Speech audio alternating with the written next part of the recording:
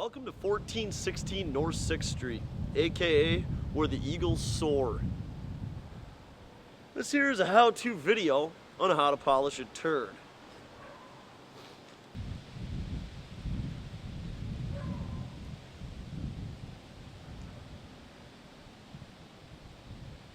First project we had to deal with was a slight overgrowth. We're talking about a 50-foot tall black walnut tree. At the base, she was a good 2 feet through. Happened to be growing right between the gas meter here and the front porch, directly out of the front of the house.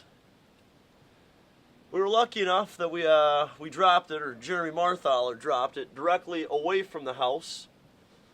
Not into the neighbors, not into the house. Then we were stuck with the slight issue of the fact that you can't dig out the front due to the gas line and the water line with any sort of equipment. It was a hand operation with a large stump. After having dug out half of it, we managed to get a couple of chains around it, half of which were broken, compliments of Pat Chambers' skid loader and some pretty sweet wheelie tactics.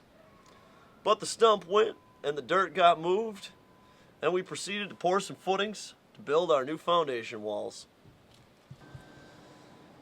Turns out I'm more of a painter and less of a mason, but thank God it's a polishing of a turd operation.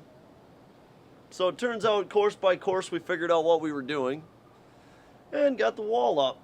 Might not be perfectly straight or perfectly square, but she is holding the house, doing her job. The next issue we had to deal with, or we have to deal with, is a slight overgrowth in the backyard. Before we can bother putting a roof on the place and getting the rain to stop flowing directly into my kitchen, we have to drop this tree, which happens to have a few issues with some power lines and being completely over my house. Never done a tree this size, but we'll figure it out as we go, limb by limb. According to Eagle Electric, the electrical in the house might not be to code. There might be a few issues. Definitely going to need a new box and probably pull some new powers in from the pole out there. Looks as though they've partially jimmy rigged at least half the house. Little knob and tube, little fresh wire, we'll figure it out. Now the reason we had to put the new foundation wall in is the old one had been slightly compromised. The tree roots out front had managed to push the entire wall in just shy of a foot. It was no longer, the house was no longer even sitting on the wall. And by pushing that in, it had compromised this wall over here, and this one had started to cave in the middle. We could have fixed all of the foundation walls, which obviously are partly shoddy, but it is a turd, and we're just polishing it. Coat of paint, ship it.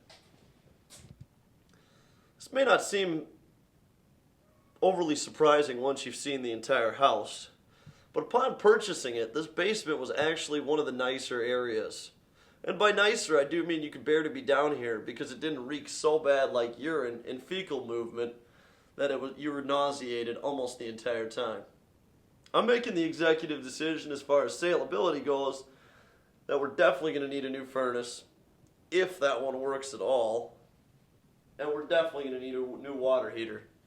Probably going to have to pull new pipe for everything. How are you in the dining room?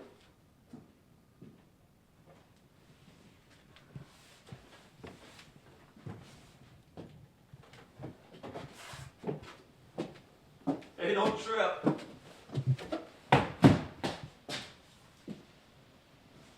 Welcome to my living space, which currently I think the basement might be a nicer living space.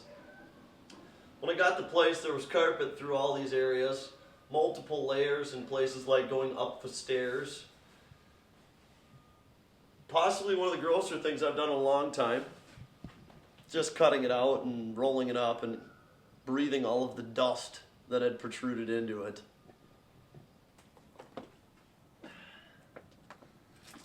The bathroom's slightly a mess currently. Compliments of cousin Richie, who was here last week and pulled down a few ceilings for me. I don't know if he can breathe yet, but I'm struggling. It was quite the dusty job, to say the least. There's still a few issues with the plumbing that's existing. I tried to make a few things work so we'd have some running water while we were working here. But currently when you use the bathroom sink, it just backs up into the tub, which is a bad thing with all the insulation. But we do have a functioning toilet. It might only fit certain people. Poor Jeremy Marthaler has to find a toilet with a little more space.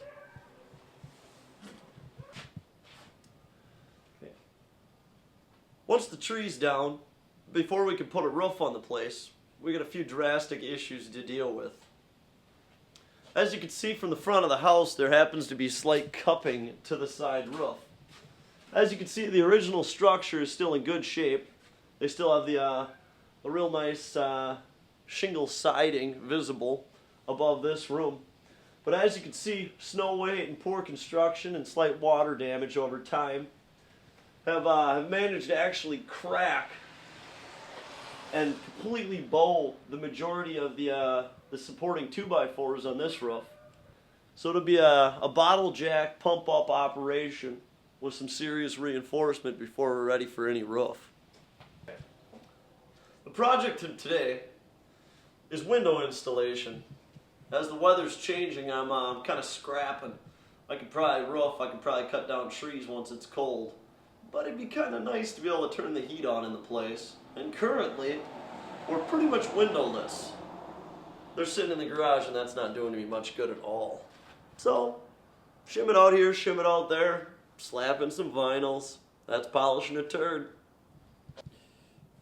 I don't know if you can say we're in the kitchen right now, but this will be the kitchen.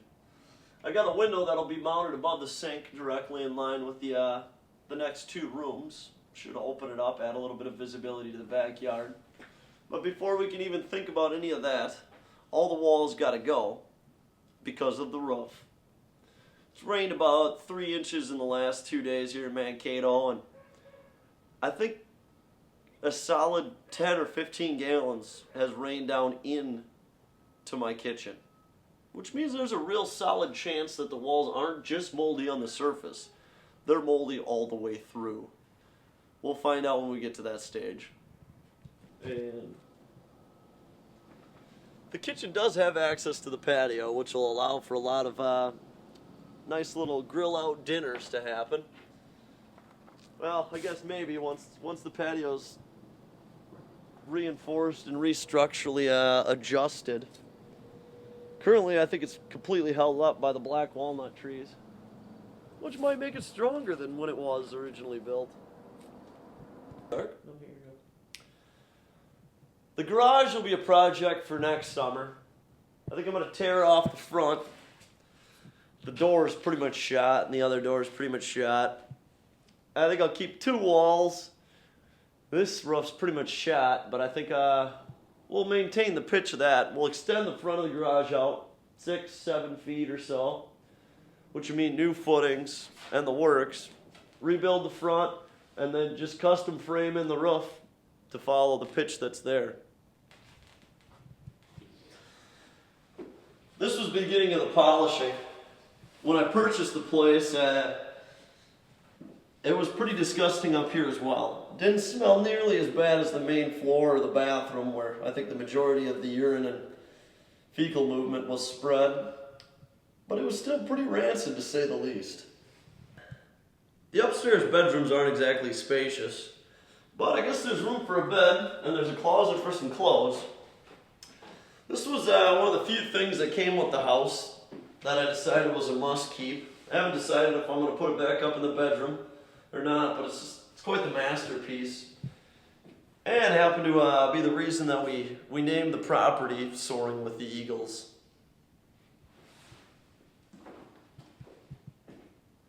Well, my project for this morning was getting these 2 windows in up here. We got them in. So the place is starting to feel like maybe it's enclosed. I guess maybe if you're up here. As you can see here, as I purchased the place, it came with a quality blue tarp for a roof in the back, which maybe has seen better days and might be part of the reason that it leaks so badly into the kitchen. I'd like to thank you for coming by and checking out 1416 North 6th Street. It'll be my project for the next 2 or 3 years. So if you're ever driving by the neighborhood, and you got a hankering for a Coors Light and some good conversation, feel free to swing by. But for now, you got to move on because I got windows to put in. The temps are dropping.